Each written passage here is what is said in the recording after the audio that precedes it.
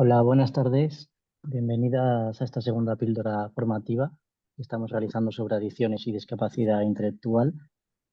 Esta píldora está dentro de un ciclo de formaciones que estamos haciendo este año entre UNAD y Plena Inclusión. La primera fue impartida por Beatriz Poza de la Asociación Progestión, que es una entidad asociada a UNAD. Hoy contaremos con profesionales de Plena Inclusión y el 28 de este mes finalizaremos con un webinar de conclusiones en abierto. Así que nada, bienvenidas, espero que os sea de utilidad esta sesión y doy paso a Natalia de Plena Inclusión, que va a presentar a las formadoras de hoy. Bueno, buenos días, buenas tardes a todos y todas. Muchas gracias por participar en la sesión de hoy. La sesión de hoy que, como contaba Diego, es la continuación de la sesión que tuvimos a principio de mes, enfocada un poco más a profesionales de plena inclusión. Esta vez está un poco más enfocada al movimiento asociativo de UNAD y la sesión tiene como objetivo dotar a los y las profesionales que estamos hoy aquí con los conocimientos necesarios para poder abordar de manera efectiva las adicciones en personas con discapacidad intelectual. Vamos a hablar durante la sesión de hoy sobre los principios de la intervención, las metodologías basadas en la evidencia y las estrategias más efectivas para poder prevenir y tratar las adicciones en este colectivo, ¿no? Vamos a contar con grandes profesionales de plena inclusión en esta vez de Plena Inclusión Andalucía. Va a estar con nosotros hoy Sonia Bermejo, coordinadora del programa Cada Lado y de Acceso a la Justicia de Plena Inclusión Andalucía y coordinadora de la figura del facilitador procesal en Plena Inclusión España. También nos acompañará Pablo Rubén Jiménez, técnico del programa Cada Lado en Plena Inclusión Andalucía y experto en situaciones de salud mental y discapacidad intelectual. Por último, también contaremos con Deidad Castilla Páez, psicóloga general sanitaria y responsable del programa de reclusos de la Fundación Prade. Así que, sin más, empezamos, si quieren, con la formación de hoy. Le damos paso a Sonia para que pueda comenzar y gracias a todos. Lo único que sí aclarar, que por favor tengamos los micros apagados, salvo a la hora de poder hacer preguntas, que eso podemos ir levantando la mano o podemos ir escribiéndolas por el chat y se las iremos pasando a las personas que nos van que nos van a estar hablando hoy. Así que muchas gracias y Sonia, todo tuyo. Hola, buenas tardes. Voy a intentar compartir pantalla. Ay, no puedo compartir.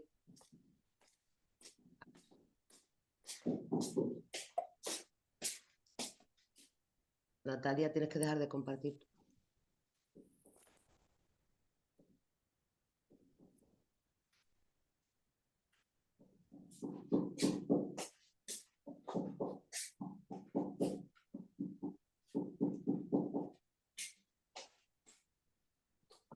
Ya se ve, Sonia. Bien. Pues nada, buenas tardes. Como bien dice Natalia, nosotros pertenecemos a Plena Inclusión Andalucía. Lo primero de todo, y como no puede ser de otra manera, pues dar las gracias a UNAS y a Plena Inclusión Nacional por poder nosotros estar aquí hoy compartiendo nuestras vivencias. Y digo vivencias sobre todo porque, apagar esto, en realidad lo que venimos aquí a hacer hoy es contar nuestras experiencias, nuestras vivencias, las historias de vida de personas. No podemos compartir otra cosa, son prácticamente pues el día a día nuestro. No es una panacea, simplemente es el trabajo de casi 20 años de diario del trabajo continuo con personas con discapacidad y problemas de adicciones. Con lo cual, pues nada, daros las gracias otra vez por compartir este espacio de aprendizaje. Pues bien, el equipo del área penal penitenciaria somos todas estas personas. Hoy nos van a acompañar, como bien ha dicho Nati, Pablo y Didi. A mí me ha tocado más la parte un poco de contextualizar en qué contexto nos movemos, con qué perfil de personas trabajamos, un poco contextualizaros para que después Pablo y Didi os van a exponer un caso práctico, con lo cual yo pues que voy a ser un poquito más breve. Es un poco para que veáis de dónde venimos, hacia dónde vamos y cómo lo hacemos. No os veo, así que cualquier cosa, si queréis, pues que alguien me vaya avisando. Bien, como ha dicho Natalia, el objetivo de hoy es dotar de herramientas prácticas, herramientas sobre todo, más que nada, no tanto del tema adicciones, sino herramientas prácticas que nosotros solemos utilizar cuando intervenimos con las personas con discapacidad. Enseñaros pues, a diseñar planes personalizados con metas realistas y ofreciendo apoyo en el contexto, comprender las claves de la intervención ajustada a las necesidades de apoyos de cada persona, sobre todo también impulsar la coordinación, no solo ya entre profesionales, sino entre los servicios, y bueno, cómo no, pues compartir retos, miedos o buenas prácticas. Bien, un poco por centraros en el contexto donde nos movemos, el área penal penitenciaria de nuestro equipo, trabajamos a través de 4 programas, como bien ha dicho Natalia. Los 4 programas, pues un poco, a ver, están todos como muy coordinados. El primero, de acceso a la justicia, más que nada, ahí lo que hacemos es formar a operadores jurídicos, formar a personas con discapacidad y a personas y a familiares en el acceso igualitario a la justicia de las personas con discapacidad. Este programa, la verdad es que últimamente está teniendo mucho éxito, sobre todo por el impulso que le estamos dando a la figura del facilitador procesal. Esta figura, que es una figura bastante relativamente nueva, es la persona o el profesional que va acompañando a la persona con discapacidad intelectual, bueno, o cualquier otro tipo de discapacidad, tanto a los procesos policiales como a los procesos judiciales. Después, el programa Cada Lado, en realidad es el programa donde intervenimos dentro de prisión. La atención integral a personas con discapacidad intelectual cuando están penadas dentro de prisión. Después, otro de los contextos donde trabajamos en el programa de retorno a la comunidad, que intervenimos con un perfil ya de personas que están en libertad definitiva, en libertad condicional, es decir, que ya pasan a la vida en libertad. Y el programa Retomados es un programa también con el objetivo de personas que salen de prisión para que tengan o para que al menos se les haga un itinerario personalizado de empleo con apoyo. Pues muy bien, ese es el contexto donde nos movemos y donde hacemos nuestro trabajo diario. ¿De dónde nos vienen a nosotros las personas con las que trabajamos? Bueno, pues normalmente nos vienen o directamente del juzgado porque hayan cometido algún delito, alguna falta, derivados de servicios de adicciones, como por ejemplo servicios provinciales de drogodependencia de cada provincia de aquí de Andalucía, de los servicios sociales, tanto los especializados como los más generalistas, de salud mental, de centros y recursos de la misma plena inclusión y también, como no, de los equipos de tratamiento de prisión. Es un poco más o menos de dónde viene la mayoría de las personas con las que trabajamos. Bien, dentro de prisión, por contextualizaros también, uno de los módulos donde más trabajamos, aparte del PAIEN e Integra, que es un módulo dedicado solamente a personas con problemas de salud mental y problemas de discapacidad intelectual, es el módulo UTE. El módulo UTE es un módulo psicoeducativo, tratamental, solo para problemas de adicciones. Es como una comunidad terapéutica dentro de lo que es la prisión. En este módulo pues hay personas con discapacidad intelectual, evidentemente, porque es un módulo voluntario y las personas que quieren y tienen ganas y están motivadas al tratamiento de adicciones, pues solicitan entrar en la UTE. Este módulo pues tiene unas reglas mucho más estrictas que un módulo cualquiera. Sabéis que en prisión también se consume, que hay mucho consumo y hay mucho tipo de, vamos a ver, mucho tipo de adicciones, pero en el módulo UTE esto sí que está muy controlado, con lo cual la persona que va a la UTE sí que está muy concienciada de que está motivada a recibir tratamiento. Nosotros aquí, ¿qué hacemos? Normalmente lo que hacemos es apoyar al equipo de tratamiento cuando hay personas con discapacidad para que el mismo tratamiento que hay en la UTE, pues lo pueda seguir al mismo ritmo que los demás. ¿Cómo? Pues ajustando el tratamiento, adaptamos en lectura fácil lo que podamos adaptar de todo el trabajo que se hace de intervención, hacemos el seguimiento, nos coordinamos con ellos para los beneficios penitenciarios, etcétera, etcétera. Entonces, que sepáis que sí que se interviene en prisión, que hay un módulo específico para el tratamiento de adicciones. Por otro lado, ya fuera de lo que es la prisión, también trabajamos con personas en programas específicos dentro del Servicio de Gestión de Penas y Medidas Alternativas. Es decir, cuando la persona ha cometido algún delito, pero el juez estima oportuno que no tiene que ir a prisión, le da la oportunidad, digamos, de hacer un trabajo en beneficio de la comunidad. Ahí tenemos la suerte de tener el programa Integra. El programa Integra pertenece a la Secretaría General de Instituciones Penitenciarias, pero lo gestionamos nosotros, lo gestiona Plena Inclusión. Con lo cual, pues nos dan la facilidad de trabajar con personas que han tenido un problema legal, pero además, si tienen un problema de adicciones, tenemos también la suerte de contar con un programa muy específico que se llama Cuenta Contigo, no sé si lo conoceréis, que es un programa que no es para personas con discapacidad intelectual, pero sí que es un programa muy fácil de hacer, un programa ya os digo, no es un programa de lectura fácil, pero sí que es verdad que yo me he sentido muy cómoda haciéndolo con las personas con discapacidad intelectual. Un poco lo que nosotros hemos ido haciendo todo este tiempo es, pues, ante la poca estrategia o herramientas que tenemos en discapacidad intelectual y adicciones, un poco buscarnos la vida en lo que más o menos hemos ido pudiendo tirar y viendo por ensayo y error si servía o no. Ya os digo que aquí nosotros no podemos no venimos aquí a deciros nada científico, sino simplemente la experiencia del día a día de muchos años trabajando con estas personas.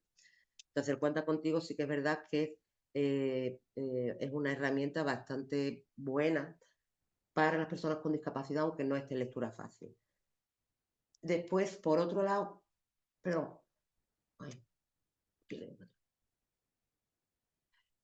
aparte de las personas que están en prisión y de las personas que han cometido algún delito y la tenemos en los servicios o intervenimos con ella en el servicio de gestión de pena, en el programa de retomados también intervenimos con ellos, sobre todo la transición de la vida en libertad. Todo lo que en la UTE hemos podido hacer, todo lo que hemos podido intervenir con ellos, ofreciendo los apoyos muy específicos, pero todo eso se tiene que generalizar después en su vida con la comunidad. Entonces ahí viene un poco el reto, digamos, de todo lo que han ido aprendiendo en esos meses, en esos años, dentro de lo que es la prisión, poder generalizarlo a través del programa de retomado, que es que empleo con apoyo, y el de retorno a la comunidad.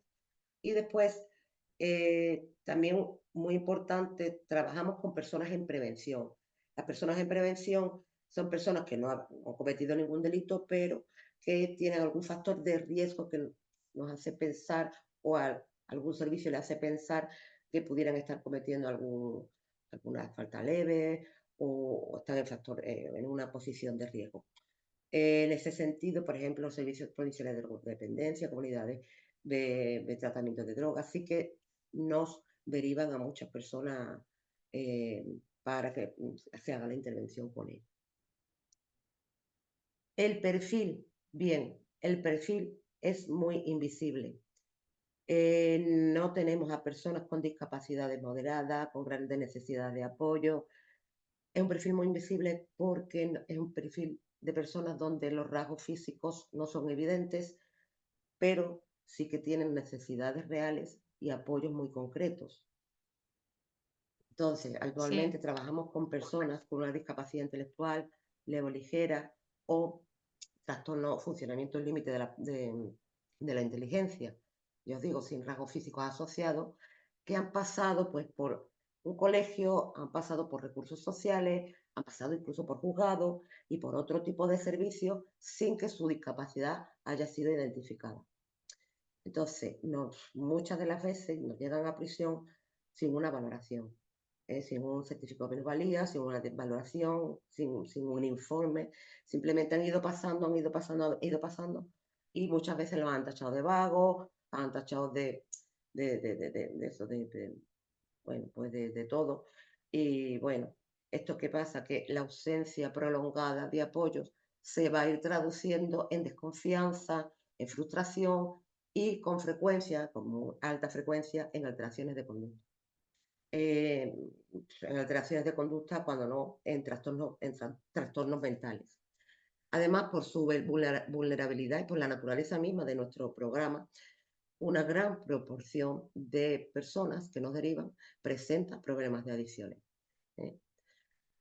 Entonces, nuestra intervención comienza, sobre todo, por hacer visible eso, lo invisible, y proveer apoyos efectivos allí donde nunca, nunca hasta ahora los han tenido. Barreras habituales con que nos encontramos, bueno, pues que normalmente han tenido pues, unos umbrales muy rígidos a la hora, si vienen con un certificado de minusvalía o con cualquier diagnóstico, la intervención se ha basado siempre en el 6, en el número del 6, no se ha basado en otro tipo de diagnóstico, por ejemplo, con diagnóstico en habilidad adaptativa, diagnóstico de una evaluación de un contexto, no, sino en la etiqueta del CEI. Bueno, pues la mayoría, pues, como he dicho antes, pues han pasado por estos recursos de manera invisible, ¿no? Casi todos traen historia de fracaso escolar, baja autoestima, mucha desconfianza en sí mismos. Las derivaciones además son muy tardías, ya os digo, sin una valoración y con una gran falta de apoyos ajustados. ¿Esto qué hace? Porque normalmente venga con conductas muy desadaptadas, riesgos de adicciones o ya con la adicción en sí misma. Bueno, me gustaría contaros un poco antes de que Pablo y Didi os presenten el caso práctico cómo es nuestra forma de hacer, cómo lo hacemos. Y ya os digo que esto es un poco pues por intuición, por el día a día, por la experiencia y por lo que hemos ido aprendiendo día a día. Bueno, os voy a explicar un poco pues el itinerario, ¿no? Cómo es la derivación, la entrada de caso, cómo hacemos la valoración. Después de la valoración y antes de la intervención, la metodología que utilizamos, que es la planificación centrada en la persona. Una vez que tenemos esa valoración y planificación, cómo se hace la intervención con apoyo. Y una vez que más o menos eso va rodando, cómo se hace el seguimiento. No veo, si alguien quiere parar o lo que sea o preguntar, yo no tengo inconveniente. Bien, en cuanto a la derivación, os tengo que decir que normalmente, bueno, y casi siempre, se confunde la discapacidad intelectual con la enfermedad mental y con trastornos por consumo. Hay falta de formación entre los profesionales, incluso llevamos mucho tiempo en prisión con compañeros en los mismos equipos terapéuticos, y esto os lo puedo decir mis propios compañeros, que siguen derivándonos a personas que tienen un trastorno mental o personas que tienen un trastorno por consumo con un deterioro cognitivo ya bastante acuciado, que se confunden muy mucho con la discapacidad intelectual. Aquí tenemos nosotros que ser muy finos en la valoración, hacer un buen diagnóstico diferencial, puesto que la discapacidad intelectual, aunque la mayoría de las personas que tenemos tienen discapacidad intelectual, más trastornos de conducta o trastornos mentales, más patología dual, pero sí que es verdad que hay que hilar muy fino en la valoración y tener muy presente cuando una persona presenta un trastorno mental o cuando es una discapacidad intelectual, porque la intervención evidentemente no es la misma. Bueno, normalmente cuando nos llegan con como os he dicho antes, con un diagnóstico, están muy etiquetados por el CI, por el número del CI. Eso a nosotros prácticamente no nos dice nada. Después voy a tener una transparencia donde el CI que te dice unas características generales, pero es que a mí no me dice nada de la persona. Después están muy sobremedicados, nos llegan muy sobremedicados. Esto enmascara en realidad el cuadro real. Además, no se hacen revisiones, pero vamos, ni tanto fuera de prisión como dentro, mucho menos. Tenemos, por lo menos aquí en Andalucía, un psiquiatra que no es ni de la plantilla, que viene de fuera de prisión y viene cada 15 días o cada mes.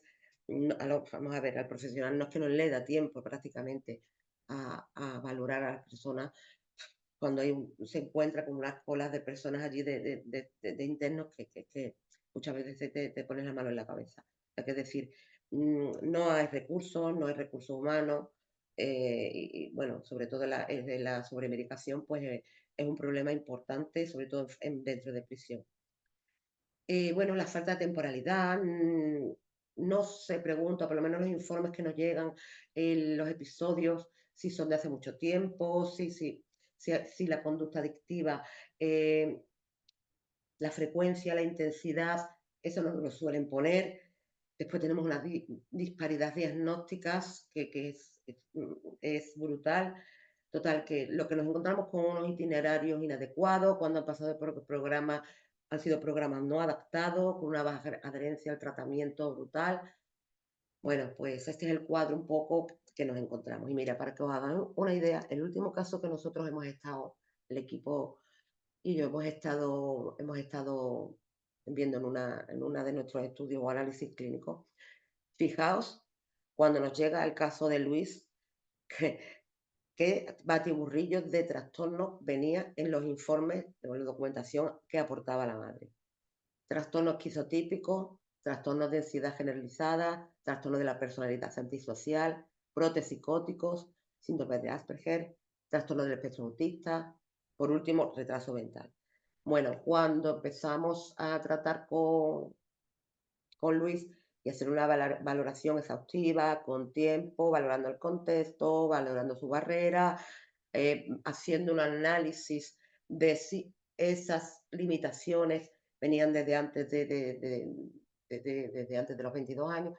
Bueno, pues al final lo que tiene, bueno, su diagnóstico o valoración es una discapacidad intelectual o un trastorno límite de la inteligencia más alteración de conducta con conductas adictivas.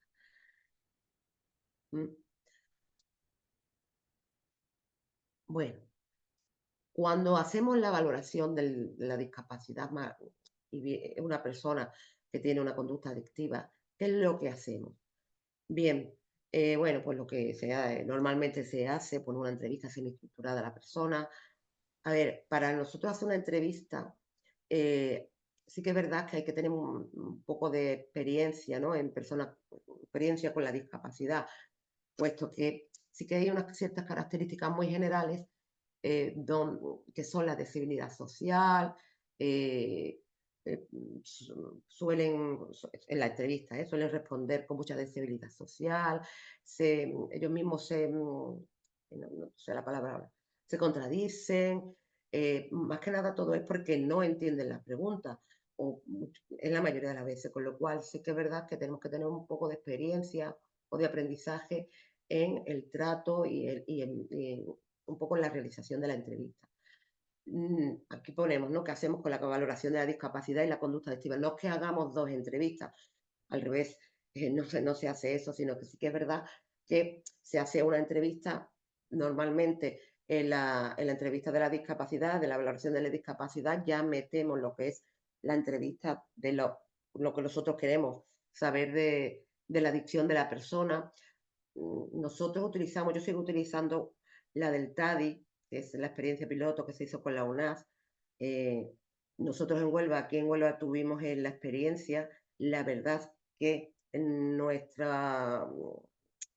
nuestro análisis fue bastante positivo, la entrevista nos da mucha información, con lo cual yo la sigo utilizando, la seguimos utilizando.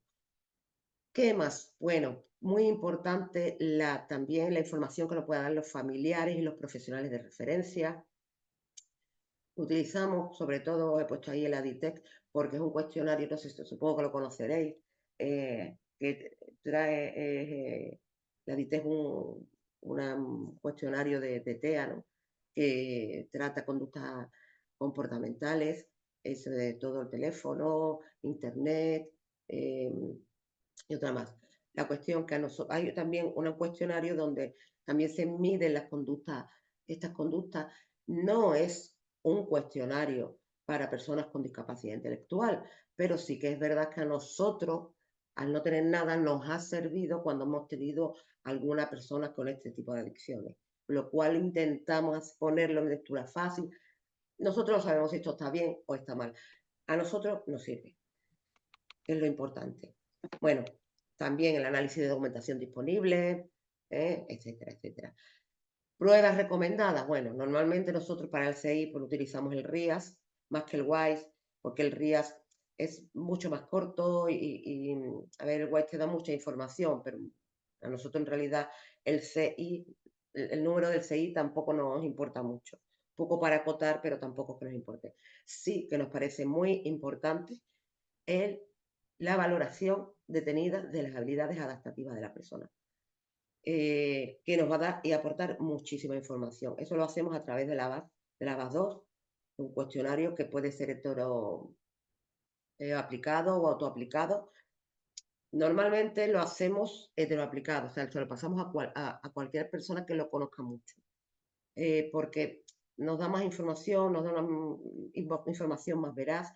Bueno, cuando no hay familia, cuando no hay ninguna posibilidad, pues se lo pasamos a la persona, pero a mí me gusta pasárselo sobre todo a familiares. Y bueno, aquí ya dentro de lo que es la valoración, pues sí que es lo que he dicho antes, el cribado diferencial de la discapacidad intelectual con los trastornos mentales y con personas que tienen un trastorno por sustancias que no tienen discapacidad intelectual. ¿Vale? Claves un poco, pues bien, pues tenemos material en escritura fácil, con apoyos visuales, sobre todo con la entrevista. Implicamos mucho, bueno, pues la red de apoyo, familia, personal de la UTE, en el caso que sea en prisión, de otros servicios, con los servicios provinciales de drogodependencia, los tipos de tratamientos familiares, y sobre todo ajustar mucho el lenguaje y los tiempos a la persona. Bien, aquí os he puesto un poco qué es el ADITE, pero vamos, supongo que vosotros lo conoceréis mejor que nosotros. Pero bueno, se hace una evaluación breve y específica para Internet, móvil y videojuegos. Yo creo recordar que era para personas alrededor de 16 años, 12, 16 o 17, con lo cual sí que a nosotros nos viene bastante bien. Lo hemos utilizado en varias ocasiones. No tenemos mucha experiencia, pero sí que lo hemos utilizado. Creo que Pablo os lo explicará mejor que yo.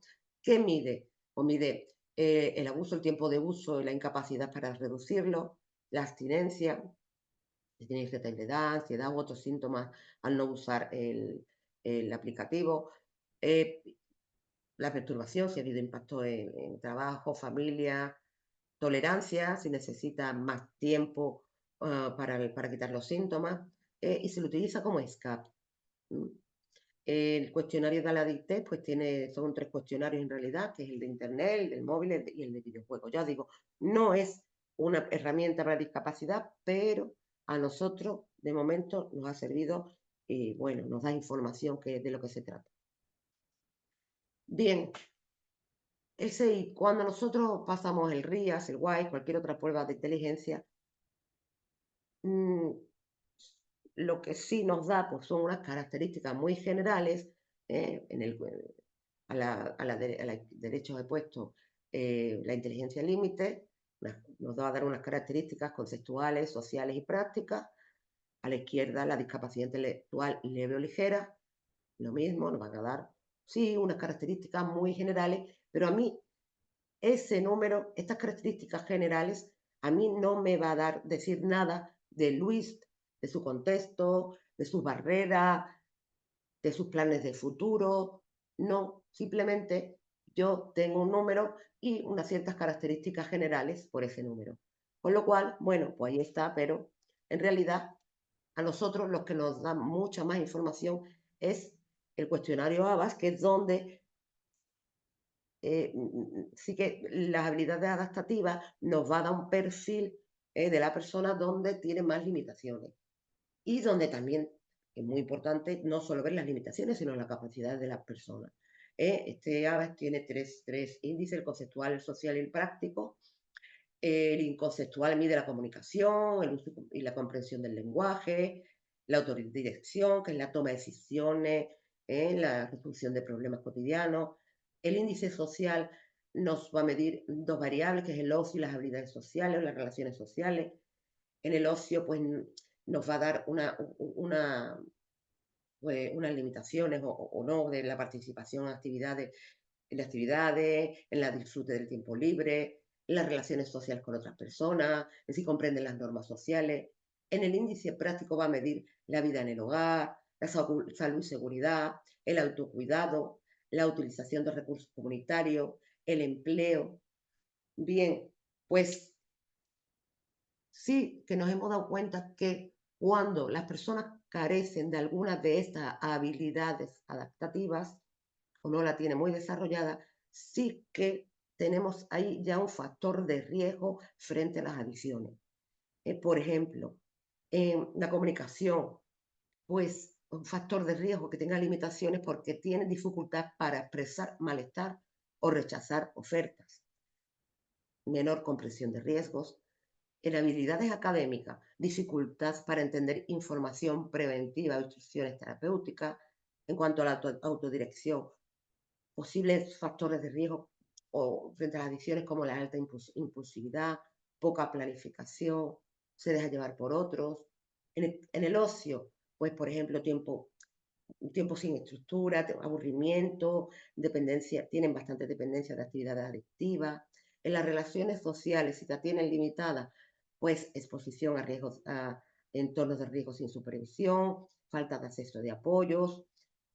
Si tienen limitaciones a la utilización de recursos comunitarios, pues bien, normalmente viven en entornos desorganizados, tienen más carencia de estructura familiar, con poca supervisión.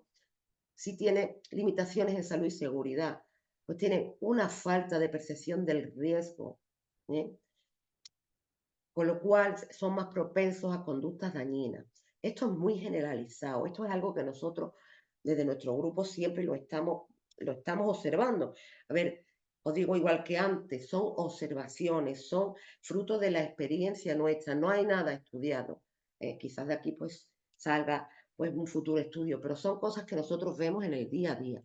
Por eso, a nosotros el 6 nos da un número, nos da unas características generales de las que partir, pero sí que es verdad que es la valoración de las habilidades adaptativas la que nos va a dar, pues no sé, digamos, el empezar a caminar, el por dónde empezar a caminar, por dónde planificar la intervención futura.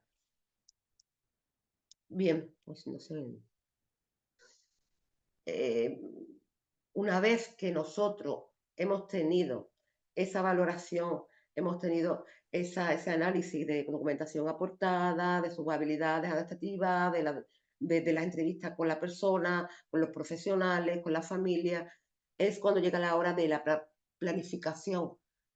Nosotros utilizamos la misma intervención o la misma metodología que se utiliza cuando la persona tiene solo discapacidad intelectual. O sea, si tiene discapacidad intelectual y tiene adicciones, pero bueno, es la misma intervención, bueno, no es que sea la misma, pero bueno, que tenemos que seguir los mismos pasos, la misma metodología centrada en la persona. Es decir, la persona está en el centro y la persona tendremos que escuchar sus deseos, sus intereses, sus preocupaciones, centrarnos en sus preferencias, en sus sueños, a partir de ahí también organizar nuestra planificación. Sí que es verdad que el diseño del subplan es mucho más específico, más trabajado, con una persona que no tenga discapacidad. Las metas tienen que ser mucho más concretas y el entrenamiento tiene que ser mucho más, digamos, mucho más reforzado. Conocer, por supuesto, como hemos dicho antes, sus habilidades adaptativas, las dificultades que tienen esas habilidades para también poder, a partir de ahí, planificar, tener en cuenta el contexto, su entorno, la red de apoyo, si tiene algún facilitador, y un poco ser el agente de cambio y un poco el seguimiento, abriendo oportunidades, reforzando lecciones, siempre muy importante,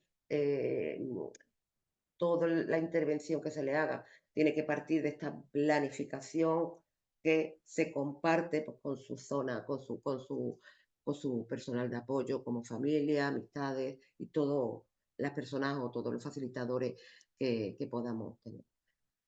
Con lo cual, bueno, esto es muy general, ¿no? Y la cuestión que en realidad cada persona es un mundo, las intervenciones nuestras son muy, muy flexibles, Nosotros a lo mejor hemos planificado una serie de sesiones, hemos planificado una serie de un itinerario que al final tenemos que ir cambiando día a día, pero bueno, a grosso modo, pues bueno, las sesiones tienen que estar adaptadas, incluyen apoyos, ¿no? Como material accesible, trabajo en redes. Y bien, bueno, pues empezamos, como ya sabéis, un poco el resumen de lo que os he dicho, ¿no? Con la entrevista adaptada, identificando emociones, sus intereses, haciendo una valoración, pero una valoración de sus necesidades de apoyo. Seguimos con la planificación centrada en la persona y bueno, y después la intervención, pues igualmente, intervención, entrenamiento en habilidades, técnicas muy visuales, trabajo en red. No me quiero extender porque viene Didi comentando todo esto, pero bueno, en cuanto a la intervención, ya os he dicho que se centra en la persona, no en el problema. El objetivo sobre todo es que la persona tenga una vida con sentido, donde el consumo no le sea necesario. Se trabaja, aunque nosotros cuando valoramos las habilidades adaptativas con el ABA, lo que nos da son las limitaciones, pero valoramos las capacidades. O sea, intervenimos desde las capacidades, no desde el déficit, aprovechando lo que le gusta, lo que le motiva, lo que la persona tiene más desarrollado. Bueno, no se le pide a la persona que se adapte al programa, es el programa que en realidad se tiene que adaptar a la persona. Y bueno, pues lo que he dicho anteriormente, el entorno es parte del tratamiento también, ¿no? Bueno, un poco construir una vida con sentido en la que el mismo consumo o la conducta adictiva no sea necesaria. Bien, nosotros para terminar quisiera deciros que trabajamos desde el modelo social de la discapacidad. El modelo social de la discapacidad lo que nos dice que la discapacidad no está en la persona, sino más bien en la interacción con un entorno que no le ofrece apoyos adecuados. No, en realidad no es la limitación intelectual lo que empuja al consumo, sino la soledad, la falta de comprensión, el abandono, la ausencia de alternativas. Entonces nosotros lo que sí, como he dicho, en esta experiencia, pues proponemos una intervención que no juzga, que no infantiliza, sino que acompaña con respeto y compromiso, que no medicaliza, sino que cuida lo emocional, que no busca normalizar, aunque tengamos la palabra normalizar siempre en nuestra cabeza, sino que busca la honra de la diferencia y la diversidad en cuanto a las personas. Porque cuando también ya nos hemos dado cuenta, y el modelo social nos lo dice, y el nuestro día a día, cuando el entorno cambia, la persona también puede cambiar. Y porque la inclusión no es un premio por portarte bien, es un derecho que también tienen las personas con una discapacidad intelectual o personas que han tenido una historia difícil. Pues bien, hasta aquí mi intervención, un poquito para contextualizar nuestro trabajo, un poco así muy grosso modo, pero bueno, por darle paso a mis compañeros, creo que no sé si he quitado ya lo de compartir. ¿He dejado de compartir? Está todavía ahí puesto. Ahí. Ahora sí. Bueno, pues le doy paso a mi compañero Pablo.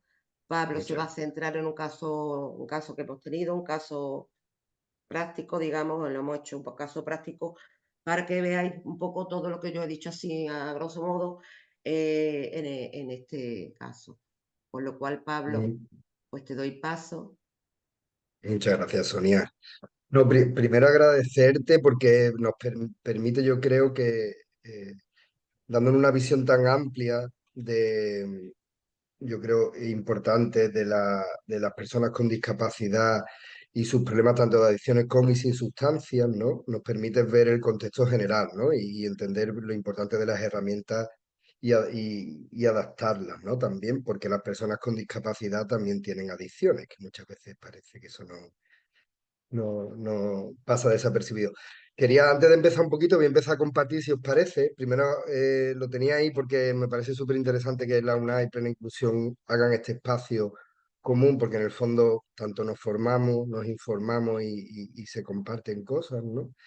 Y bueno, voy a empezar, como decía Sonia, ya a ponerlo en un caso más práctico, ¿vale? vamos a ir, si os parece, al siguiente paso. Adicciones sin sustancia, ¿no? Adicciones comportamentales, que es un tema que cada vez más vemos tanto fuera de los centros penitenciarios o fuera en la calle, ¿no? Si os parece, ¿me escucháis bien? Creo que sí, ¿no? Perfecto, perfecto. Le estoy dando a compartir, yo en esto soy un poco torpe, pero se ve la pantalla, ¿verdad? Se ve, sí. Sí, perfecto. Vale. ¿Se ve ampliado o se ve...? Ay, Ahora vemos tu ahora, programa de PowerPoint, pero ahora si sí le lo veis das a entero, ¿verdad? presentar, si le das a modo presentación, lo vemos en ampliado. Siempre me ha pasado antes. Vamos a intentar otra vez. Presentación de PowerPoint. ¿Ahora sí? ¿O seguimos Perfecto. Sí. igual? Sí. Bueno, primero eso, muchas gracias a la Unidad Plena y a Sonia, que gracias a ella vamos cada vez aprendiendo más. Bueno, vamos a poner, yo he puesto aquí mis diapositivas, algunas estarán un poco, espero que por lo menos sean útiles. Vamos a poner el caso, a exponer, bueno, primero el caso de una persona que tiene, bueno, una problemática de adicción sin sustancias, ¿no? Y después exponer su caso de manera general para que comprendáis alguna de la, bueno, de la situación de la persona de dónde viene, qué patología, bueno, tiene discapacidad evidentemente, pero qué patología, o si va desarrollando una patología en el tiempo, qué dificultades encuentra en su entorno y también, bueno, bueno, cómo se ha evaluado a esta persona para intentar apoyarla y crear una planificación centrada en ella, ¿no? Que le permita, bueno, tener una intervención mucho más adecuada, ¿no? Entonces hablaremos del caso, como hemos puesto aquí, de Miguel, algunas herramientas de diagnóstico que, como ha comentado Sonia, son fundamentales para nosotros. En este caso hablaremos de tres concretas que ya se ha tocado un poco. Haremos una pequeña evaluación y una pequeña conclusión, ¿no? Después ya veréis que la compañera Didi hará una intervención ya terapéutica más concreta, ¿no? Mm. El caso de Miguel lo llamamos, ¿vale? Bueno, eh, a ver si puedo quitarme esta página de aquí del lado y puedo verlo entero. Ay, perdonad, ¿eh? Vale.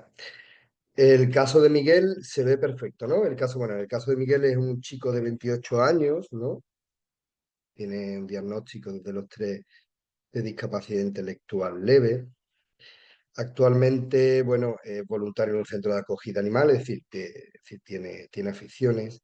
Y hace aproximadamente 3 años, bueno, rompe con su pareja y a nivel conductual empiezan a aparecer ciertas conductas disruptivas, ¿no? De manera más frecuente y diaria.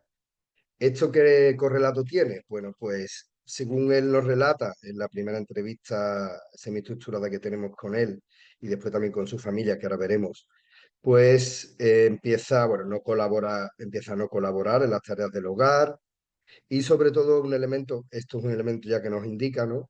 Pero la mayor parte del tiempo está con el móvil o con los videojuegos. Es decir, casi todo el tiempo de ocio lo dedica a estar con el móvil o en videojuegos en su habitación, pero además se aísla del resto de las actividades cotidianas del hogar, deja de salir, ¿no? También con sus amigos más habituales. Esto llega a desarrollar conducta heteroagresiva, es decir, y también llega a autolesionarse en algunos momentos, ¿no? Entonces, pues se le solicita una cita con salud mental y se le medica risperidona desde hace 3 años, ¿no? Que llevan siendo estas conductas, ¿no? Y aquí tenemos, bueno, además de la entrevista semiestructurada en la que conocemos tanto bueno, a nivel diagnóstico, qué diagnóstico tiene, también a nivel de conductual, qué tipo de conducta más disruptiva está teniendo actualmente. También conocemos el ambiente familiar, ¿no? Pero no solamente el ambiente familiar, ¿no? Sino el contexto en el que se rodea, ¿no? Entonces citamos a los progenitores y bueno, no lo he puesto entrecomillado, pero lo que nos indican claramente que es, bueno, que no saben cómo controlarlo, es decir, que durante todo el día o la gran parte del día está con el móvil, es decir, no está haciendo otra cosa, ¿no? Y además se le encuentra, bueno, contenido para adultos, porque en algún momento sí que puede acceden a la familia al móvil y llegan a verlo y son pues, páginas con contenido sexual. Otra me voy para perdonar. Cuando le pedimos, la familia nos dice que cuando le pedimos que ayude en casa o le decimos que, que deje el móvil o el videojuego para salir, se pone muy agresivo. Es decir, claro, eh, esa conducta tenemos que entender qué es lo que está pasando, qué funcionalidad está teniendo esa conducta, ¿no? Entonces, ante el hecho de que se le pida que deje el móvil o el videojuego, bueno, sale la agresividad. Nos relatan, bueno, que ha roto 4 televisores, bueno, móviles ha tenido todos los que ha tenido durante el año. Creo que durante el año anterior ha roto 6 móviles, ¿no? Pero durante un año rompió 3 o 4 casi muy seguidos y tiene la casa pues destrozada de patadas y de golpes, ¿no? Ellos indican que lo han intentado todo, pero habrá que también trabajar con la familia, que es lo que han intentado, ¿no? Entonces, esto sería, por poner el caso, bastante más habitual cada vez más, ¿no? ¿Cómo podemos, bueno, si tenemos esto, ¿no? Que lo vemos en las entrevistas semiestructuradas, ¿no? Que es el primer paso, ¿no? En principio las entrevistas nos pueden dar mucha información si son abiertas, ¿no? Eh, nos pueden dar una información más amplia, pero cerradas le permiten a la persona también orientarnos, ¿no? Siempre indicamos datos personales y también datos conductuales. Esos son básicos, qué está pasando y qué pasaba anteriormente, ¿no? Este sería el primer inicio para trabajar con la persona, ¿no? De una entrevista semiestructurada, también ir creando en la primera no, pero un vínculo con la persona que le permita realmente sentirse que el objetivo de que nosotros estemos con él y con su familia es literalmente centrarnos en intentar disminuir su malestar y no solo su malestar, el de su familia y además que en el futuro, que en un plazo que él esté de acuerdo pueda tener alternativa al problema que tiene con el móvil, por ejemplo, ¿no? Entonces es muy importante esa información, yo creo que es fundamental. Normalmente Sonia nos ha dicho, y además vamos, son fundamentales en el trabajo con discapacidad intelectual y de desarrollo, las escalas de inteligencia y sobre todo las escalas de habilidades adaptativas. Porque bueno, en la escala de inteligencia que aquí ponemos así en algunos puntos, ¿no? Nos va a dar un coeficiente intelectual global, ¿no? Basándonos en inteligencia verbal, inteligencia no verbal, un índice de memoria muchas veces, pero eso se restringe muchísimo. Lo podemos utilizar eso también para adaptar el lenguaje, lo podemos utilizar también para adaptar textos, ¿no? Pero nos deja una gran parte que son cómo se relaciona la persona, cómo va, si va, cómo se relaciona con los demás, cómo coge el transporte público, cómo gestiona su economía, cómo gestiona su propia salud, ¿no?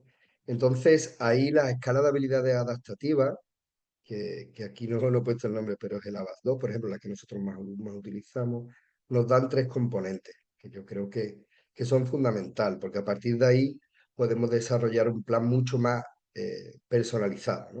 Un plan de apoyo conductual positivo, un plan centrado en la persona, ¿no? Mucho más específico a su fortaleza y a las limitaciones que tiene que desarrollar, ¿no? Que en el futuro se le puedan hacer planes muy concretos que les sirvan para desarrollarla, ¿no? Entonces, digamos que en una evaluación y diagnóstico estos 3 elementos serían fundamentales.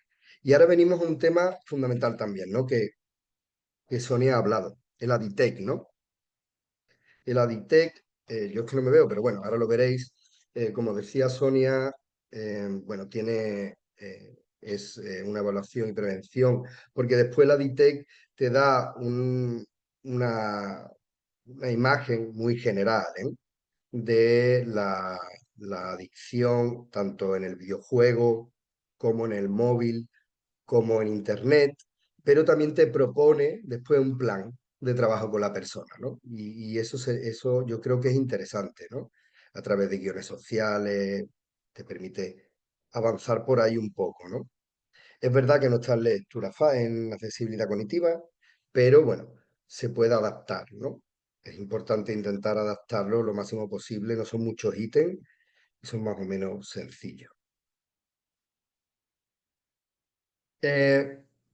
Si el resultado, bueno, si tenemos aquí, que tenemos aquí el coeficiente intelectual puro y duro, tenemos las habilidades adaptativas, que nos da un perfil mucho más honesto y sincero de la persona, y tenemos a DITEC, que nos va a hablar de las adicciones sin sustancia, adicciones comportamentales, ¿no? Y nos permite también, ahora vamos a ver, bueno, cuál es el objetivo, ¿no? Centrarnos en la persona, ¿no? Que eso es cierto, porque al final, si nos alejamos tanto de ella y le decidimos, al final no se vincula, ¿no? Os pongo algunos ejemplos que he podido ahí de algunas, por ejemplo, de la escala de Reynolds, el RIA, ¿no? De escala de inteligencia, a donde, bueno, básicamente, como veis, son datos numéricos, ¿no? Que, bueno, nos indican de manera muy general, perdonad que vea, el funcionamiento intelectual global de una persona, ¿no? En base sobre todo a los dos criterios de inteligencia verbal, inteligencia no verbal, ¿no? Al final, una inteligencia general, de conceptos abstractos muchas veces, ¿no? Semánticos y tal. En el caso de que la persona no tuviera un gran desarrollo del lenguaje, también hay otro tipo de herramientas, ¿no? Está el Tony 2, hay otras opciones, ¿no? En el caso de Miguel, por ejemplo, aunque ya tenía una discapacidad reconocida previamente, se le volvió por lo menos, a hacer un screening a ver cómo estábamos, ¿no? Cómo es en coeficiente intelectual y sobre todo también si había un deterioro mayor, ¿no? Había unas limitaciones mayores, ¿no? Y básicamente nos daba un índice de inteligencia general entre 63 y 76. Al final, el, el índice del riesgo da un 68 con un 95% de confianza, que eso es importante. Y bueno, indica básicamente que su ritmo de aprendizaje mejorará con las adaptaciones. Ahí lo podemos utilizar para eso, ¿no? No es que tenga un ritmo de aprendizaje lento, que puede ser, pero si adaptamos eh, por ejemplo, el programa para trabajar con él, las adicciones al móvil, seguramente tenga éxito, ¿no? Evidentemente es una persona que ahora después veremos puede desarrollar habilidades sociales y comunicativas, ¿no? Puede tener conversaciones adecuadas, pero puede ser el juicio social un poco más limitado y puede ser vulnerable a la manipulación. Y esto es importante, ¿no? Cuando hablamos del móvil y de las redes sociales al final, ¿no? Porque nos encontramos en otras situaciones también relacionadas más con el trabajo diario de los centros penitenciarios. Y hay muchas personas con discapacidad intelectual que comparten excesivamente a través de las redes sociales, que utilizan el móvil sin límite, que no comprenden las conversaciones o son muy ingenuas en el sentido de las mismas, ¿no? En el doble sentido. Entonces es importante entenderlo, ¿no? Después, aquí nos da, como hemos dicho, coeficiente intelectual general, global, ¿no? Pero nos habla también de que las habilidades prácticas y la autonomía es capaz de adquirir autonomía en la persona en el cuidado personal y en las tareas domésticas simples. Por lo tanto, podemos hacerle un plan de apoyo conductual, un plan centrado en la persona que motive, que promueva de una manera consensuada con él y la familia, pues eso que nos hablaba la familia antes, ¿no? Que no participaba, ¿no? Hay que tener una orientación, un apoyo en el contexto también y un entrenamiento, pero puede dar y va a dar resultados, ¿no? Quería poner ahora importante el ABAS de conducta adaptativa porque para nosotros es fundamental. En los resultados que he puesto aquí no le echéis porque, bueno, son puntuaciones típicas a nivel general, pero podéis ver que en concreto tiene unas puntuaciones, esto se divide, bueno, los índices, como veis, están el índice conceptual, social y práctico, como hablando antes Sonia, y la conducta adaptativa general, ¿no? Que es la suma de todas, ¿no? Que es baja, bastante baja. Y a donde nos debemos de centrar un poco sería en el ocio, ¿no? Por ejemplo, en la utilización de recursos, en todas, ¿no? Pero en particular yo creo que el ocio y las habilidades sociales de relacionarse en el entorno yo creo que aunque están en la baja, están tirando para muy baja realmente. Es decir, la persona de tener amigos, seguramente si hubiéramos hecho un análisis anterior, hubiéramos pasado una hace unos años, seguramente hubiera tenido mayor el área social y de ocio, una puntuación más alta. Pero en este momento, que ya el móvil ha modificado ese tipo de conducta y de relaciones sociales, aquí lo vemos muy bajo, es bajo, ¿no? Después, evidentemente, una persona que en salud, seguridad, autocuidado y empleo, pues también es muy baja, ¿no? Entonces, podemos entender que de aquí podemos sacar datos, podemos sacar información, ¿no? Es decir, qué le pasa a la persona, qué es lo cuáles son sus dificultades ahora mismo, ¿no? Además de que tenemos dificultades académicas de autodirección en la vida, pero tenemos dificultades en el ocio y en lo social. Por lo tanto, eso puede ser un indicador de que algo está pasando. Entonces, esta conducta adaptativa nos permite después centrarnos en un plan mucho más específico, ¿no? Son muchos ítems, ¿eh? Aquí se ven las áreas a nivel general, pero son bastantes ítems que se evalúan cada área pues, de la persona, ¿no? Bueno, he intentado, porque claro, que basándonos en qué le estaba pasando a la persona, ¿verdad? En estas áreas de ocio y social que las tenía tan bajitas, el perfil es un perfil que se haya podido sacar de TEA, básicamente de la corrección que le hice al usuario, por lo tanto lo he intentado ahí que lo pudierais ver básicamente. Veis que los ítems son muy sencillos, ¿no? No tiene gran cosa, ¿no? Y realmente el cuestionario, que lo tengo aquí, pero no sé si veis bien o no, pero eh, son 22 ítems, no tiene mucha cosa. Y bueno, en algunos casos hay que intentar explicarle de una manera que él pueda comprender algunos ítems, pero en general ha entendido la gran mayoría, ¿no? Y vemos que, bueno, que tiene, Miguel tiene una alta dependencia al uso del móvil, ¿no? Primero que indica claramente una adición. Yo he puesto aquí que indica la variable una posible adición, pero realmente ya la tiene, ¿no? Tiene una tolerancia muy baja a no tener el móvil y una abstinencia muy alta también, ¿no? Además, no solo eso, él nos relataba que básicamente él no utilizaba, es decir, que no podía estar sin el móvil durante, no, si no recuerdo mal, era más de media hora, ¿no? Y que eso era una dificultad para él de controlar el impulso que sentía por coger el móvil cada momento, cada momento. Relataba también, bueno, ese impulso, esa dificultad de controlar los impulsos, también le estaba problemas derivados del gasto económico, ¿no? Es decir, ya estaba entrando en páginas diferentes, ya eso estaba dando otras situaciones mucho más peligrosas también, ¿no? Además de que se estaba aislando totalmente, que eso lo relataba, ¿no? Es decir, al final lo que estamos viendo es que no hay un uso, lo que hay es un abuso. El percentil lo dice claramente, 9,97, ¿no? Es decir, el más alto. Es decir, veis la curva, en la curva lo que dice claramente que es una persona que tiene una dependencia muy grande, es decir, ya ha escapado de su control, la dependencia al uso del móvil. Porque a lo mejor viendo el perfil de Lavas, encontraríamos que está supliendo, tiene una función, la conducta al final en todos nosotros, ¿no? Tiene una función. Habrá que ver qué función tiene esa conducta en él, ¿no? Que sería lo importante, porque después tenemos que buscar que, bueno, la compañera Didi, cómo trabajar esa dependencia que tiene y esa adicción comportamental sin sustancia, cómo trabajarla, ¿no? Para que poco a poco él pueda tener, bueno, otras alternativas de vida, ¿no?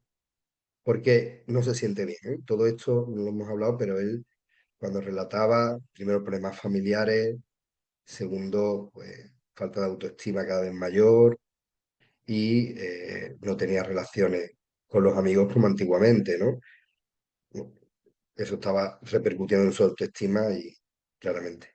Entonces, si todos estos resultados, si lo veis, en el fondo son como herramientas, ¿no? Que, bueno, que podemos tener en algún momento, más psicométricas, menos psicométricas, más adaptadas o menos, pero en el fondo lo que todos queremos es algo que planifique no solo en el momento presente, sino a la larga, dentro de la dificultad que la persona puede tener y de la familia también, porque la familia es importantísimo. En esto es fundamental, la familia, el entorno más próximo, algo que le permita a la persona tener un proyecto de vida propio, porque en el fondo el móvil esconde otras cosas, ¿no? En este caso el móvil, ¿no? Entonces, no sé si como conclusión de todas estas pruebas que le hicimos a Miguel, pero que cada vez tenemos que utilizar más porque hay más casos de adicciones comportamentales, adicciones sin sustancia, móvil, internet, videojuegos, pero podemos hablar también de otro tipo de adicciones sin sustancia que también son muy habituales, ¿no?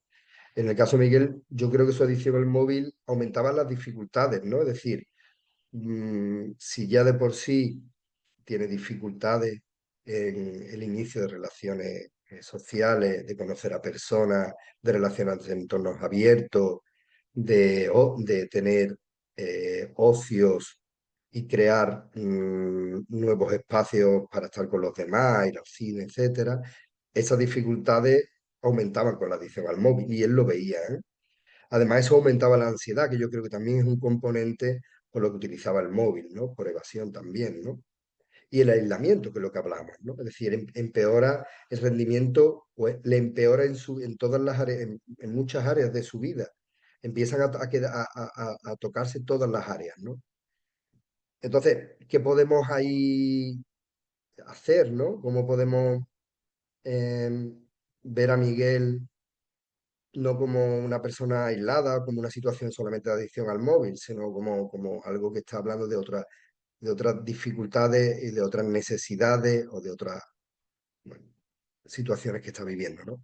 Pues a lo mejor un enfoque más integral, ¿no? Que incluya el apoyo profesional, yo creo que la UNAD de la inclusión, en este caso con discapacidad intelectual, un apoyo profesional, unos establecimientos de límites claros, que yo creo que la compañera después también trabajará un poco sobre eso.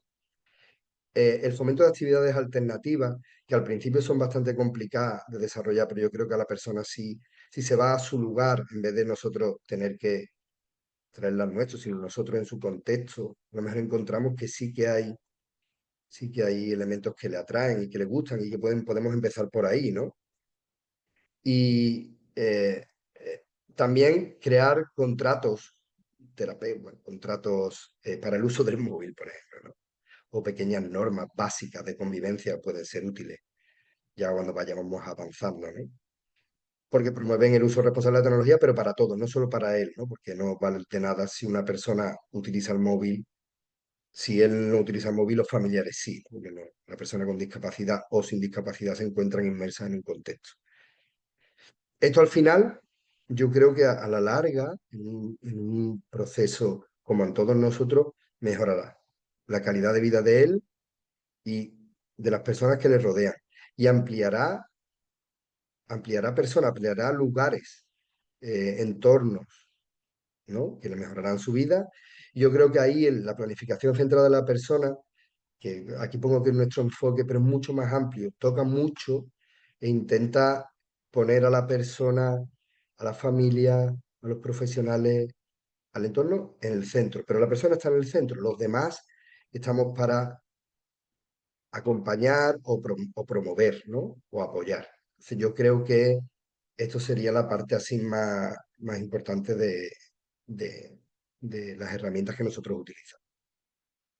Y yo ahora, no sé si aquí termina mi parte, no sé si quieren que venga la compañera que va a ir más al tratamiento. Muchas gracias, Pablo. Había Sí. algunas preguntas en el chat que las ha ido contestando Sonia también. Ay, que no he visto el chat, perdonarme, he Nada, estado nada, no te liado preocupes. hablando. Nada, nada. Entonces, si quieres, Didi, empezar, si hay alguna Sí, pregunta, te las vamos pasando. Si no, perfecto, ahora, Sonia ahora las sí lo va miro todo. contestando por el chat. Lo miro todo ahora. Lo Muchas único gracias, ¿eh? que si puedes dejar de compartir pantalla. Ahí voy, al lío. Gracias a todos por estar, ¿eh? Y Muchas buena gracias, tarde. Pablo. Bueno, buenas tardes a todos. Como han dicho mis compañeros, yo soy Didi, soy psicóloga y tengo mi gran experiencia laboral en adicciones comportamentales y discapacidad intelectual. Voy a compartir directamente la pantalla porque tengo poco tiempo y además me gustaría dejar un ratito porque podáis preguntar de forma más directa y en persona si os apetece, ¿vale? Más que por el chat, que además no lo veo cuando vayáis a hablar.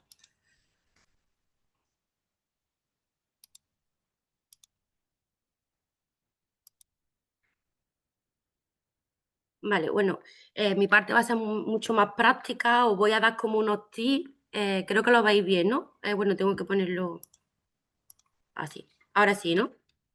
Perfecto. Vale, mi parte es más práctica. Como ha dicho Sonia, esta parte está basada en trabajo de campo, es todo lo que nosotros nos encontramos en nuestro día a día, en nuestro trabajo. Aunque sé que algunos cuando habéis escuchado hablar de prisión no lo habéis asociado mucho a las adicciones comportamentales, sí que tiene mucho que ver porque para empezar nosotros trabajamos los delitos. En muchos casos que tenemos de discapacidad intelectual, sus delitos son asociados a las nuevas tecnologías, a ordenadores, a internet, a estafas y bueno, y a los móviles y todo esto.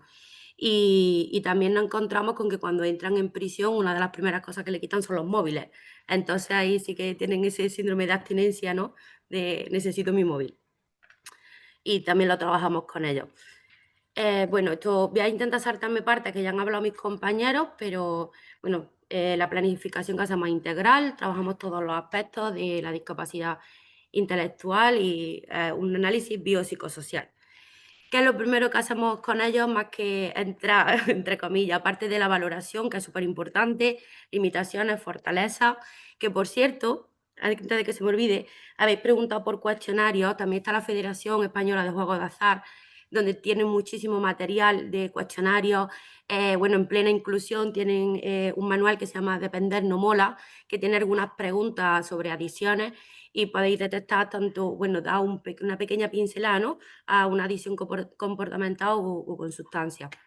O pueden acercar, ¿no?, a ver si hay alguno. Bueno, una de las trabas que nos encontramos con las personas con discapacidad intelectual es un poco las que os encontráis los profesionales que trabajáis directamente con adicciones con sustancias, que es que no reconocen o no tienen conciencia de su propia discapacidad intelectual. Entonces es una cosa que tenemos que trabajar con ellos porque sin esto no, luego cuesta mucho trabajo. Y además esto se agrava si encima no reconocen esa adicción. Adicción al móvil, en este caso como es el de Miguel. Miguel viene con conciencia de la discapacidad, pero sin conciencia de la adicción al móvil.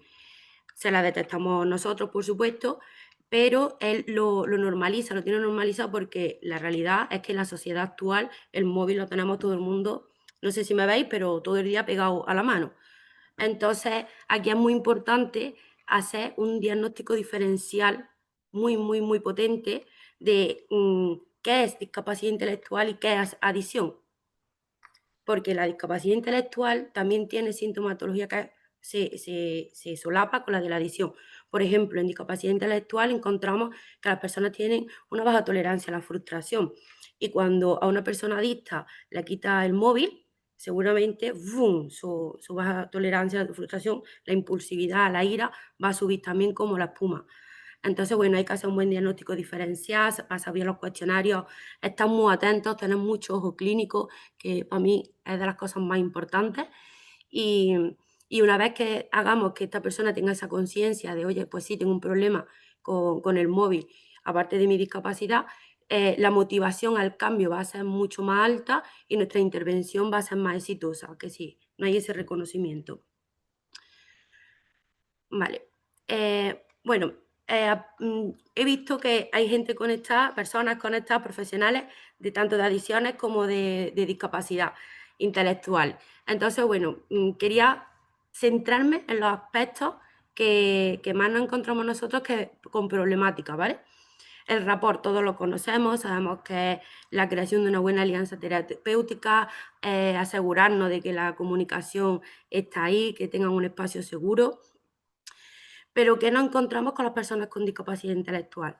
En muchos casos, y más en el perfil con el que nosotros trabajamos, que es un perfil delictivo, conflictivo, tiene mucho retraimiento social. Desde pequeños muchos por su entorno social han sufrido bullying, la educación ha sido bastante bajita porque son de áreas sociales muy, muy degradadas y bueno, pues el bullying, el acoso es mortal. Y el retraimiento social es muy importante. Todo lo que ellos se comunican con nosotros muchas veces es con esa agresividad, con esa hostilidad de qué vienes a decirme, que me vayan a atacar, a mí no me vaya a cambiar nada, que yo no he hecho nada.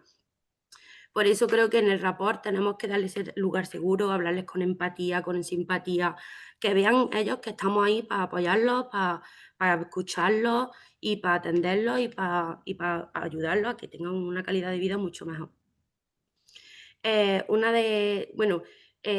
Preguntas tipo que hacemos los rapports con personas con discapacidad intelectual son preguntas muy sencillas, muy cortas, pero para asegurarnos en todo momento que lo que les decimos lo entienden perfectamente. ¿Por qué? Porque la comprensión normalmente es baja. La he puesto aquí, ¿tienes alguna duda? ¿Me haces un resumen de lo que te he dicho? Bueno, lo tenéis ahí. Cuando la comprensión es baja y vemos que no nos entienden hablando, lo suyo es apoyarnos de algo visual. He puesto esta página web que es Arasac, tiene un montón de pictogramas de muchísimas temáticas, muchísimo contenido. Es impresionante. Si las sesiones las lleváis ya hechas o puestas para saber lo que vais a trabajar, podéis imprimiros lo que es los logos y los símbolos. Y bueno, está súper bien, es una pasada. Además, también podéis hacer historias sociales, que ahora más adelante os voy a enseñar el ejemplo. Y bueno, una mala de que no te veis algo preparado o que surja algo urgente, que a nosotros no suele pasar a menudo, que vienen con un problema o una preocupación de buena primera, pues utilizar papel y boli y hacer dibujitos, que eso siempre viene bien a mano, ¿vale? Vale, el lenguaje. Yo sé que a todos en la carrera nos dicen la escucha activa, la escucha activa, la escucha activa. Es muy importante, sí, es muy importante, pero la realidad no es esa. La realidad es que cuando nos encontramos con una persona con discapacidad intelectual, tenemos dos partes. La persona con discapacidad intelectual que tiene mucha verborrea, que el técnico o los técnicos que les cortan porque se cansan, porque no tienen paciencia, porque se está yendo de lo que tenía que decir, y en vez de utilizar la empatía e intentar llevar la conversación a donde quiere llevarla, les cortan y le dicen, te estás yendo. Entonces, si los cortamos así, ellos se van a cohibir, incluso aunque tengan verborrea. Yo recomiendo que cuando tengan verborrea, intentar con calma, vale, entiendo lo que me dices y me podría explicar, y justo lo que te está hablando, desviárselo a donde quieres que vayan. Pero ya os digo que la realidad es que los cortan, lo normal. Y después el otro caso, que son las personas con discapacidad intelectual que no hablan, que el lenguaje lo tienen muy limitado o que sencillamente tienen retraimiento verbal. Entonces, ¿qué es lo que hacen los terapeutas? Que le dan las respuestas, se las dan. Le preguntan cosas que vienen, la respuesta viene en la pregunta. Por ejemplo, Miguel, ¿qué me han dicho tus padres que utilizan mucho el móvil? Ya le estoy dando la respuesta. Ellos tienen alta deshabilidad social, por lo tanto te van a decir que sí. O se pueden enfadar si los padres le están dando mucha caña con el móvil. Joder, mi padre ya me está criticando porque utilizo mucho el móvil. Entonces, tenemos las dos partes. Mi recomendación, que escuchéis bien, que cojáis las cosas literal, que no hipoteticéis una frase que ellos digan, porque podemos tener lugar a confusiones. Y además, un caso que es que me pasó la semana pasada, que un muchacho me viene y me dice que lo van a matar, que lo van a matar, que lo van a matar. Y claro, empiezo a preguntarle que por qué lo van a matar y ya se había creado la alarma, ¿no?, en el centro penitenciario de posible conflicto. Y realmente no era eso, era que él tenía miedo a que lo mataran porque había escuchado una conversación fuera de contexto. Claro, cuando yo veo que él, lo que tiene es miedo y no es ese miedo real, es decir, no hay un miedo real de que lo vayan a matar, sino que es algo que él se ha imaginado en cierto modo, pues empezamos a trabajarlo y en cuestión de minutos desaparece ese miedo y desaparece esa alarma. Entonces, escuchar literal lo que dicen para no hipotetizar e imaginarnos lo que quieran decirnos. Bueno, esto yo creo que más o menos lo sabemos todos, frases muy sencillas, cortas, no utilizar tecnicismos y si lo utilizamos siempre muy bien explicadito. Y algo muy, muy importante, no infantilizar ni en el lenguaje ni en la dinámica. En el lenguaje, porque imaginaros vosotros, que yo ahora empiezo, hola chicos, ¿cómo estáis? ¿Estás bien? ¿Queréis que vayamos a jugar? No, no son niños, son adultos. Claro, bueno, mi perfil son adultos, ¿vale? Hay que adaptar el lenguaje y la dinámica a la edad cronológica que tienen, porque ellos, como me dicen a mí, Didi, que yo no soy tonto, ¿vale? Ellos tienen sus limitaciones, pero también tienen sus fortalezas y entienden perfectamente la edad que tienen y cómo hay que tratarlo. Entonces, no son niños. Bueno, la escucha activa, un lenguaje adaptado a su edad cronológica, los beneficios que trae son los que he puesto aquí, pero sobre todo, y lo que más me agradecen a mí mis chicos, mis internos, es el respeto que les muestro. Da igual que sean en prisión, fuera de prisión, al final estoy mostrando respeto, que son personas con una edad y con sus limitaciones, pero la estoy respetando, no lo estoy tratando como niños pequeños. Y bueno, el llevar todo esto a cabo también sirve como parte terapéutica porque les sirve a ellos como modelado para desarrollar habilidades sociales. Como ha dicho mi compañero Pablo, si son personas que están en el videojuego, en móviles, encerradas en sus habitaciones por su déficit de habilidades sociales o porque no tienen amigos o tal, si en el momento que empiezan a trabajar con nosotros, ellos son de fijarse mucho y van a estar pendientes de cómo nos movemos, cómo hablamos, cómo les respetamos, ¿no? Cómo respetamos su edad. Entonces, para ellos también es una forma de, me están tratando bien y yo también tengo que tratar bien.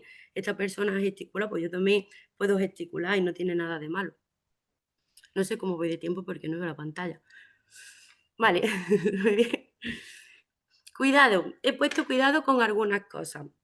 ¿Por qué? Porque aquí sí que nos encontramos que podemos dificultar la terapia en sí con personas con discapacidad intelectual al trabajar con adiciones o con otra cosa. Esto es un poco más genérico. El uso de metáforas. El uso de metáforas, hasta para nosotros muchas veces, acordaros en lengua y literatura cuando éramos chicos, nos decían esa metáfora que nadie pillaba, pues imaginaros para ellos en una intervención si les cuesta trabajo. Incluso a veces se relían más y llegan a un bloqueo mental de, vale, ya está, no entiendo nada, no quiero seguir en este bucle. Se bloquean y dejan de participar. Entonces, yo en vez de recomendar el uso de metáforas, utilizaría el reflejo, la técnica de reflejo, hablar desde el yo, que además en adiciones se utiliza mucho, en adiciones comportamentales, por lo menos, que es donde yo trabajaba, y los gustos personales de esa persona. Ahí cogemos una fortaleza. En el caso de Miguel, él le encantaba hablar de cine, le encantaba hablar de los videojuegos, de los móviles, de los vídeos, y bueno, pues un ejemplo pues sería decirle, oye Miguel, pues mira, a mí el otro día estaba jugando con el móvil, lo estaba viendo un vídeo, se me apagó y me enfadé un montón, no sé qué. Y ellos como que empatizan más y entienden mejor que si le ponen una metáfora de cómo llegamos a la ira, ¿no? Pues después de que el móvil se nos apague. Imperativo, la forma de hablar imperativa. Para mí, totalmente, si yo la prohibiría, literal. No, yo creo que ninguna terapia es válida, pero bueno, es opinión personal y por mi experiencia creo que una comunicación asertiva es mucho más potente que prohibir algo o decir esto no lo puede hacer. Es verdad que en adiciones es más normal que haya normas restrictivas e incluso a veces no castigos, ¿no? Pero sí, pues bueno, si gastas dinero en la ludopatía, ¿no? Pues tienes que estar viniendo tantos días por la tarde a terapia. Cosas así he visto yo. Y yo para mí, en personas con discapacidad intelectual, con su baja tolerancia a la frustración, su alta probabilidad de autolisis, de heteroagresividad, se enfadan súper rápido, ¡boom! El castigo y la forma de hablarlos, como ellos vean que le estaba atacando, simplemente paran, se enfadan, incluso ya se piensan que no los quiere ayudar. Si tú lo que has trabajado en la alianza terapéutica, para currarte el estar ahí con ellos, que se sientan seguros y tal, en el momento que le dices, no, ya no puedes coger más el móvil, ya es como, uff, esta viene hablando malamente, a joderme la vida, ¿no? Entonces, bueno, pues es preferible un tono más empático, más simpático, no utilizar el castigo, sino el moldeamiento. Que ahora vamos a ver cómo lo hacemos en adiciones comportamentales. Vale, y aquí llegamos a la deshabituación de la conducta, a la intervención pura y dura, ¿vale? Lo primero, contrato terapéutico. ¿Por qué trabajamos el contrato terapéutico con personas con adicciones comportamentales? Uno, porque aquí una de las cosas, y por ley, ellos tienen que saber, tienen ese derecho a saber lo que se va a trabajar con ellos y lo que estamos haciendo. Al hacer un contrato terapéutico, sabéis que las normas se establecen entre el terapeuta y el paciente. Pues aquí es igual. La única diferencia es que, como veis en el lado derecho, le explicamos lo que es un contrato terapéutico, todo para que ellos sepan en todo momento qué es lo que vamos a trabajar y qué es lo que no vamos a trabajar. Y para que ellos estén de acuerdo. Esto genera en ellos un mayor compromiso con la terapia y, por supuesto, una mayor comprensión, que eso es lo que al final les va a hacer que ellos piensen, reflexionen y cambien sus conductas. Las normas de uso del móvil que se establecieron con Miguel fueron acordadas con él en el contrato terapéutico antes de firmarlo. Y bueno, es que no veo la parte de la diapositiva de la derecha, pero algunas de las negociaciones que hicimos, aunque le costó, fue que solo podía coger el móvil 30 minutos cada 2 horas. Y que en eventos sociales, durante el periodo que estaba en la terapia ocupacional o con los animales, no podía coger el móvil. En eso estuvo de acuerdo porque, aunque lo cogía, en la terapia ocupacional sí que es verdad que tenía mucha distracción y dijo, bueno, le pareció bien. Y en lo de los animales también porque lo disfrutaba mucho, es uno de sus mayores ocios. Pero es verdad que luego él cogía mucho el móvil en la comida con los padres o cuando salía con los primos a tomar algo, estaba todo el rato con el móvil. Y ahí le costó un poquillo más de trabajo, pero bueno, llegamos a un acuerdo y bien. Por supuesto, lo que han comentado Pablo y Sonia, coordinación total con la familia, con otros profesionales, la red de apoyo, porque al final nosotros estamos un tiempo muy limitado con ellos en intervención. Los que pasan más tiempo con ellos, la familia y los centros ocupacionales o los centros de día. Y que ellos sepan de este contrato y que estén ahí apoyando la terapia, les viene bien a ellos para limitarse, ¿no? Bueno, aquí he puesto algunas de las normas que pusimos. ¿Y qué hacemos con todo ese tiempo que él dedicaba al móvil y ahora no? ¿Por qué no utilizamos el castigo? ¿Por qué no utilizamos la restricción? Lo que hacemos es sustituir las conductas. Por ejemplo, yo antes de dormir, bueno, yo no voy a hablar de Miguel, que para eso lo hemos puesto. Miguel antes de dormir se acostaba con el móvil y se dormía con el móvil en la oreja. ¿Qué hacemos? Que una de las normas era que no se podía coger el móvil 30 minutos antes de irse a la cama, a dormir. Buenísimo para la higiene del sueño, pero aparte pues ya le estamos quitando un media horita de hábito de sueño. Vamos a fomentar otras habilidades o desarrollar otras capacidades. ¿Con qué? Con el ABAS. ¿Tiene dificultad en las habilidades sociales? Pues esos 30 minutos antes de ir a dormir, o bien te vas con tus padres al comedor, al salón, o a la zona donde esté la familia, a charlar un ratito, os contáis cómo ha ido el día y después nos vamos a la cama. En vez de utilizar el móvil para jugar o para el vídeo, una radio y escuchar música relajante. No sé si me he puesto algo más. Vale. Vale, lo del autorregistro ahora lo voy a comentar porque va con el tema de las historias sociales. Más cosas que ponemos en la mesa en cuanto a la sustitución de conducta. Una de ellas, pues por la tarde, en vez de estar en casa con el móvil, con el ordenador jugando a videojuegos, pues voy a salir un ratito al parque con el patinete, que también le gustaba, o con la familia, dar un paseo con el perro. ¿Cómo no cogemos el móvil? Aquí metemos las historias sociales que en la página de Arasa vienen muy bien y te las monta, ¿vale? Podéis montarlas con la historia que queréis. Te dice cuándo se puede coger el móvil y cuándo no, porque a veces es urgente y es necesario coger el móvil. Vale, es que aquí tenía las dos partes, la parte social y la parte del hogar. Como ha dicho Pablo, también, vale, me estoy liando un montón. Muy bien, es que quiero contarlo todo y no sé cómo voy de tiempo. Creo que estamos muy poquito tiempo. 5 minutos, vale. Lo que hacemos es que salimos a la calle, no utilizamos el móvil, pero si hay momentos en los que se puede utilizar el móvil, por ejemplo, ante una urgencia, ¿vale? Avisar a los demás de, oye, estoy esperando una llamada, lo mismo tengo que apartarme con el móvil. Si estoy hablando con alguien, igual avisamos, ay, perdona, una llamada urgente. Y eso se le enseña mediante estas historias sociales, ¿vale? Vale, y todo esto viene con el autorregistro. ¿Cuándo vamos al autorregistro de conducta? Claro, que ahí es donde que no me lo quería saltar.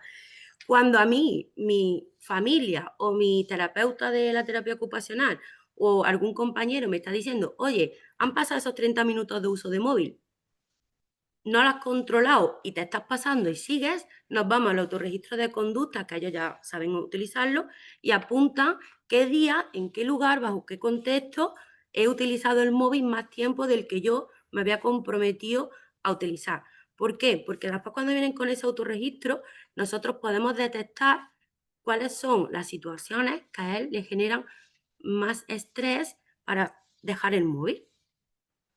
Con este autorregistro, que nos lo hizo Miguel, que ahí de lo de las tareas del hogar, nos dimos cuenta que cuando más tiraba del móvil, aún con el contrato, era cuando a los padres le decían que hicieran cosas en casa. Fregar los platos, recoger la habitación. Su forma de evadirse era irse a su habitación, ponerse con el móvil y ya llegaban sus padres y era, Miguel, que te pongas con la cama que te hemos dicho. Y ahí es cuando se ponía agresivo. ¿Vale? Y dejaba, y tiraba el móvil, se ponía a agredir la casa en general, la tenía destrozadita. Pues ahí es donde empezamos a trabajar más, de forma más potente, además con los padres, porque entonces también detectamos que no solo es un problema de adicción, sino que también los padres, en cierto modo, le están faltando herramientas para dirigir la conducta de Miguel. Y empezamos a trabajar muchísimo también con los padres para que vean la forma de comunicarse. Todo esto que estamos diciendo un poco a vosotros, pues a los padres también se les comunica. Vale, y por último, y para mí la técnica más importante, la que hay que preparar desde el minuto 1, desde el principio de la terapia, yo creo que con todo el mundo, da igual si hay discapacidad intelectual o no, creo que es súper importante con el tema de las adicciones, porque ellos tienen una alta impulsividad y baja tolerancia a la frustración, tienen ideas concebidas potentes, ¿no? Falacias. Y la relajación. Con discapacidad intelectual podemos trabajar todos los tipos de relajación. Que sea complejo no significa que haya que evitar que lo aprendan. Aquí el truco es enseñarle más bien, enseñárselo de forma más sencilla. Algo complejo, hacérselo sencillo para que ellos lo comprendan. No hay que evitar la información, sino darla, pero de forma más pautada. Vale, aquí en técnicas de relajación, ¿qué nos encontramos nosotros? La aprenden todas, ¿eh? Yo he trabajado con ellos y todas la acaban aprendiendo. Yo voy a contar cómo lo hago yo y ya, bueno, pues si queréis os sirve de guía. Yo asocio un tramito de canción que cogí que se llama Música para el Alma, son 3 segundos y los puse en bucle. Ese bucle de música hace que el cerebro se relaje muchísimo, ¿vale? Más que escucharlo te da paz. Entonces yo empecé a asociar ese tramo de música con todas las técnicas. Y ahora voy a explicar por qué. La técnica que mejor y más rápido asocian a ellos es la de la respiración. ¿Por qué? Porque siempre está accesible. Para nosotros es más rápido de guiar ante un brote de ira o alta frustración por algún motivo. Es la más rápida de cogerlo de las manos, venga, vamos a respirar, coge aire, mantiene. Y a ellos calman, ¿vale? ¿Por qué asocio yo la música a ese ambiente? Trabajamos en un entorno en el centro penitenciario. Y bueno, el que yo haya asociado la música a esa relajación me ha ayudado muchísimas veces en terapias grupales a que en cuanto a ellos hay conflicto, incluso de pelearse, yo he puesto la música y esto es tal cual, he puesto la música y se han calmado todos. Se han callado, se han calmado, han empezado a hacer su ejercicio de respiración, se han empezado a relajar y ha sido todo, vamos, increíble. Y de verdad que tengo la música que me ha dicho Natalia que podía compartirla por si lo que no sé cómo. Bueno, ahora la pongo si no da tiempo porque no sé cómo voy de tiempo. Sí, ahora lo pongo si me da tiempo, ¿vale? Justo te iba a decir, Didi, que vamos un poquito regular de tiempo, Sí, sí. entonces si podemos ir terminando, fenomenal. Vale, pues vamos terminando porque esta era la última diapositiva ya. Cuando terminamos con ellos en intervención, están ya en libertad o con personas que ya estamos dando por finalizar la intervención, en adicciones comportamentales, lo que hacemos es alargar las sesiones, igual que cualquier terapia convencional, pero aparte nosotros, como trabajamos con reclusos, personas privadas de libertad, También le ayudamos, hacemos un seguimiento biopsicosocial y trabajamos todo, como hemos dicho antes, es un recurso bastante integral y adaptado a ellos.